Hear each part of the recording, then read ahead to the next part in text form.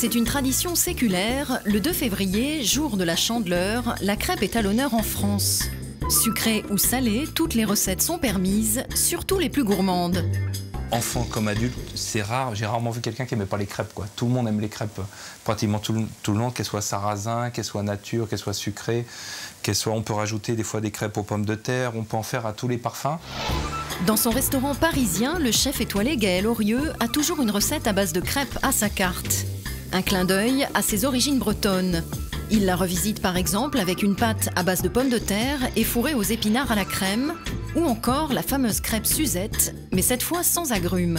Pour faire des crêpes Suzette, moi je les fais de façon un peu particulière, c'est qu'en fait j'utilise du jus d'ananas qu'on va faire réduire avec un peu de sucre et de la cannelle.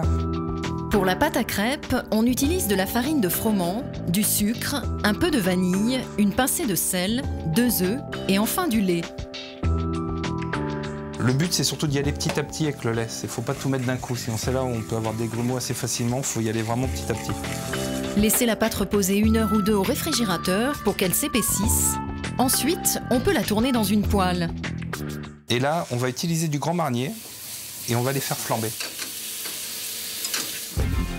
Enfin, on nappe les crêpes avec la réduction d'ananas. Et c'est prêt. La Chandeleur serait une ancienne fête païenne christianisée au 5e siècle par le pape Gélas Ier à Rome, qui récompensait ses pèlerins en leur distribuant des galettes de froment. Une tradition qui perdure aujourd'hui partout en France, mais dont la Bretagne est devenue la région emblématique, notamment grâce à la galette salée, réalisée à partir de farine de blé noir, la spécialité de ce moulin au nord de Rennes. Le blé noir est originaire de Chine. Ce sont les Celtes qui l'ont amené par la route des Celtes, en se faisant l'Europe de l'Est et en arrivant jusque dans la péninsule ibérique. Après, il est remonté jusque Nantes avec les sarrasins. C'est pour ça que ça s'appelle sarrasin d'ailleurs. Ce n'est pas une céréale, c'est une graine qui fait partie de la famille des rhubarbes. C'est pour ça que la feuille est verte, la fleur est blanche et la tige est rouge et la graine va être grise. Et c'est Anne de Bretagne qui l'a imposé en culture aux Bretons, justement pour limiter les problèmes de famine. Ici, depuis 3 générations, on fait exclusivement de la farine de blé noir. Donc on a le grain brut, le blé noir qui arrive ici. Et il va être broyé sur les cylindres. Vous voyez là, on est blanc. Et là, plus je vais vers la fin de la fabrication, plus je suis noir, parce que plus je me rapproche de la coque. Ces différentes farines vont ensuite être tamisées puis mélangées, ce qui donnera la spécificité du moulin. C'est l'assemblage des farines qui fait qu'on va avoir le goût, l'odeur et la texture du produit final. Vincent Schmitt est obligé d'importer plus de la moitié de sa production de Chine, car les 3000 hectares annuels plantés en Bretagne sont loin de satisfaire la demande.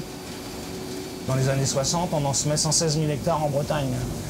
Mais les agriculteurs ont abandonné cette culture au profit des céréales comme le blé, l'orge, l'avoine et surtout le maïs. Aujourd'hui, Vincent se bat pour relancer cette culture dans la région. Le blé noir breton a d'ailleurs obtenu une indication géographique protégée en 2010. Un patrimoine que les crêperies continuent de faire vivre très largement. Et pour certaines, la tradition n'empêche pas la modernité, comme dans cet établissement du centre de Rennes. Une pâte classique, farine de blé noir, du sel, un œuf et de l'eau. Ce qu'on met dessus n'a de limite que notre imagination. Alors là, c'est la Armani. Épluchis de la carte avec du foie gras poêlé, du magret de canard, des pommes de terre. Enfin, tout ce qui est bon, quoi. Armani, Washington ou encore Clooney, Moustaki, Brassens et Michael. Dans cette crêperie, tous les Georges célèbres sont à l'honneur. Des noms originaux pour des recettes originales, façon hamburger, poulet au curry ou encore épices mexicaines. Jouer un petit peu la carte de la différence, c'est ce que recherchent nos clients. On a les traditionnels jambon œuf fromage, on a toutes les habituels de tout ce que... Mais nos clients aujourd'hui recherchent un produit un petit peu différent.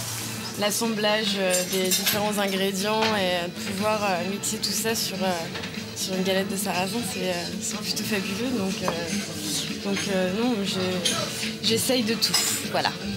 Dans cette crêperie, on se positionne volontairement sur le haut de gamme. Les crêpes et les galettes, anciens plats du pauvre, s'ouvrent aujourd'hui les portes de la gastronomie.